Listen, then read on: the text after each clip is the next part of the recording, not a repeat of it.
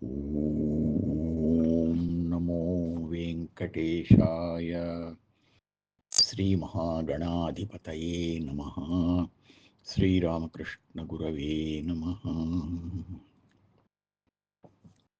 అమృత్యుః సర్వదృక్సింహः సంధాతా సంధిమాన్ స్థిరः అజో దుర్మర్షణः శాస్తా విశ్రుతాత్మా సురారిహ.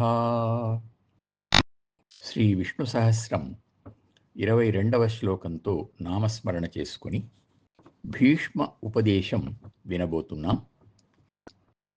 రాజధర్మాలు ఆపద్ధర్మాలు తెలుసుకున్న తరువాత ధర్మరాజు మోక్ష ధర్మం వైపు మొగ్గు చూపుతున్నాడు. పితామహ, తేజోధనుడవైన నీ నుండి నాకు అవసరమైన రాజోచిత ధర్మాలను వివరంగా తెలుసుకున్నాను. అయితే మానవులందరికీ పరమహితమైన గొప్ప మేలు చేసే మహాధర్మం ఏదో దయచేసి సెలవివ్వండి అని ఎంతో వినయంగా ప్రార్థించాడు. భీష్ముడు ప్రారంభించాడు. ధర్మరాజా, అనేక విధాల విస్తరించి ఉన్న ధర్మాలలో నిష్ప్రయోజనమైంది ఏదీ లేదు. అయితే తత్వజ్ఞానం కలిగిన మహాత్ములు మోక్ష మార్గం వైపు తీసుకువెళ్లే ధర్మమే ఉత్తమమైంది అని చెబుతారు.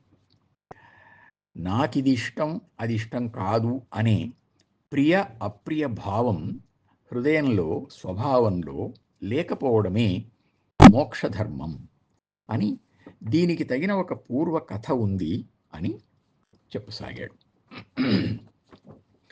పూర్వం సేనజిత్తు అని ఒక రాజు పుత్రశోకంతో నిష్క్రియుడై ఉండగా అతనికి ఆత్మీయుడైన ఒక వేదవేత్త అతని దగ్గరికి వెళ్ళి ఓదార్చి ఇలా అన్నాడు: రాజా, దుఃఖంతో ఇలా కుమిలిపోవడం నీ వంటి జ్ఞానికి తగునా? సామాన్యునిలాగా ఎందుకింత పరితాపపడతావు? ఇది నీ కుమారునికి ఒక్కరికే జరిగిందా? లోకసామాన్య ధర్మం గదా అన్నాడు. ఆ రాజు కొంచెం తేరుకొని, ఆచార్య, నా దుఃఖం ఆగడం లేదు, దీన్ని ఆపే ఉపాయం ఏదైనా ఉందా అని దీనంగా అడిగాడు. ఆయన అన్నాడు, చూడు రాజా, నదీ ప్రవాహంలో ఎక్కడెక్కడి నుండో వస్తూ 2 కర్ర పుల్లలు ఒక చోట కలుస్తాయి. కొంతకాలం అలా సాగి తరువాత విడిపోతాయి. జీవిత ప్రవాహము అంతే. తండ్రి, కొడుకు, బంధువర్గం కొంతకాలం కలిసి నడుస్తారు, తరువాత విడిపోక తప్పదు. నిజానికి తనకు తానే, తన శరీరమే అప్పు. అంటే తన శరీరమే కొత్తగా వచ్చింది.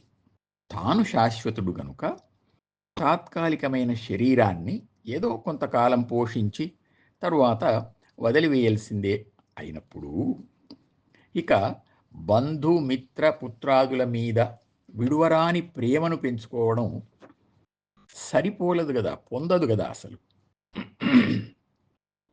సుఖ దుఃఖాలు సృష్టి ధర్మాలుగా రావచ్చు, కానీ ఏ ఒకటైనా తనను తాకుతుందా? కనుక అవి వచ్చినప్పుడు వాటిని అలా వదిలేయడమే మన పని.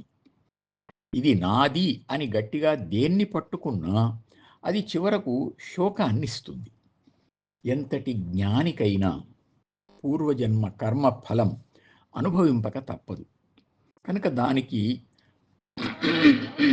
దానికి మందు, ఔషధం ఒకటే: ధైర్యం. తృష్ణ అంటే ఏదో కావాలనే ఆశ, ఇదే బంధ కారణం.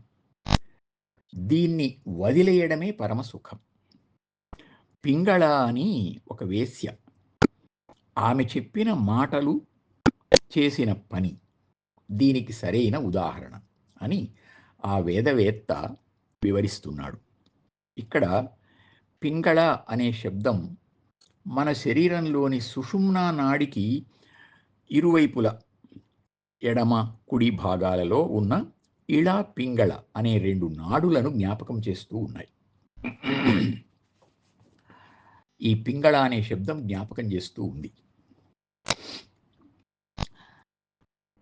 ఇళ అనేది చంద్రనాడి, ప్రశాంతంగా ఉంచుతుంది. పింగళ అనేది సూర్యనాడి, తృష్ణను పెంచుతుంది. ఇప్పుడు ఆ పింగళ మాటలను విందాం.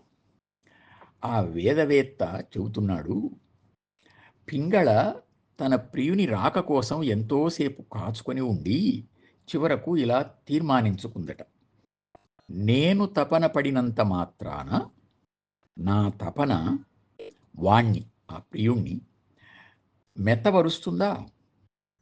భ్రాంతి వదిలిపెట్టి ఈ ఒంటి స్తంభం మేడలో 9 వాకిళ్ళు మూసివేసి హాయిగా నిద్రపోతాను అని అనుకున్నది.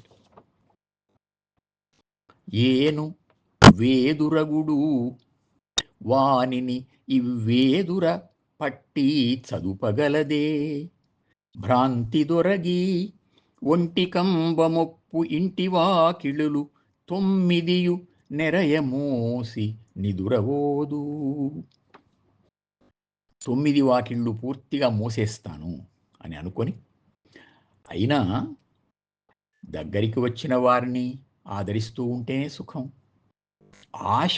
ఆశే అన్ని దుఃఖాలకు మూలం, దాన్ని వదిలేస్తాను అని తీర్మానించుకొని నిండుగా నిద్రపోయింది అని ఆ వేదవేత్త చెప్పిన మాటలతో తేరుకొని సేనుజిత్తు సుఖి అయ్యాడు. ధర్మనందన, నీవు కూడా దీని ఆంతర్యాన్ని గ్రహించు అన్నాడు. ఇక్కడ ఒంటి స్తంభం మేడ సుషుమ్నా నాడి, అది జ్ఞాన మార్గం. శరీరంలోని నవరంధ్రాల ఆసక్తిని కట్టిపెట్టి జ్ఞాన మార్గంలో వెళ్ళడమే శాంతి అని, లౌకిక వ్యవహారాల్లో ఏదో ఒక దాని మీద తృష్ణ పెంచుకొని అది నెరవేరకపోతే అది నెరవేరలేదే అని బాధపడ్డం, ఇది వివేకం కాదు. ఆగతే స్వాగతం కుర్యాత్ గచ్చంతం న నివారయేత్ అన్నట్లు భగవంతుడు మనకు ప్రసాదించిన దానికి స్వాగతం పలుకుతూ, మన నుండి వెళ్ళిపోతున్న దాన్ని అడ్డుకోకుండా వీడ్కోలు పలుకుతూ నిబ్బరంగా ఉండడమే సుఖం, అదే జ్ఞానం అని ఈ కథ ఆంతర్యం. దీన్ని గ్రహించి ధర్మరాజు, పితామహ, ఈ మహాకాల ప్రవాహంలో ప్రాణి సమూహమంతా వెళ్ళిపోతూనే ఉంది.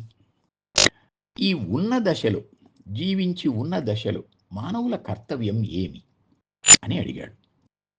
భీష్ముడు పితాపుత్ర సంవాదం అని ఒక సంఘటనను చెప్పాడు. మేధావి అనే పేరు గల పుత్రుడు తన తండ్రికి జ్ఞానోపదేశం చేయడమే ఆ కథ. సాధారణంగా విద్యాభ్యాసం పూర్తయిన తరువాత వివాహం చేసుకొని సంతానాన్ని పొంది యజ్ఞాలు చేసి వానప్రస్థ జీవితం గడిపి సన్యాసి అయి చివరకు ముక్తిని సాధించాలి అని తండ్రి చెప్పాడు.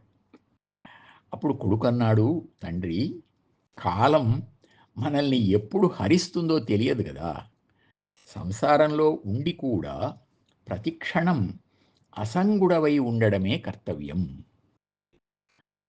కొడుకు నాకు ఏదో చేయడం కాదు, నేనే కొడుకు రూపంలో ఉన్నాను, నన్ను నేను చూసుకుంటున్నాను అనే భావంతో ఉంటే ఆశకు అవకాశం ఉండదు.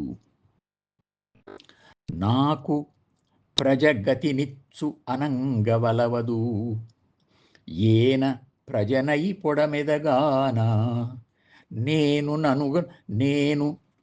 నన్నుగనుచున్న అది మోక్షణంబుసేయు, ఆశపడను అట్టులగుట ప్రజాభియుక్తి. ఆత్మావై పుత్రనామాసి అని వేదవాక్యం. తానే పుత్రుడు, తన సంతానం అనే పేరుతో ఉన్నాడు అని అర్థం. దీన్ని భావిస్తే తాను శరీరంతో సంబంధం లేకుండా ఎప్పుడూ ఉంటాడు గనుక ఆశాబంధం ఉండదు, అదే ముక్తి అని కుమారుడు మేధావి చెప్పిన మాటలతో జ్ఞానోదయం కలిగి ఆ తండ్రి అలాగే నడుచుకొని ముక్తుడయ్యాడు అని చెప్పి భీష్ముడు, ప్రవహిస్తున్న కాలంలో మానవుల కర్తవ్యం ఇదే, నన్ను నేను చూసుకుంటున్నాను అని భావించడం అని ధర్మరాజుకు ఉపదేశించాడు.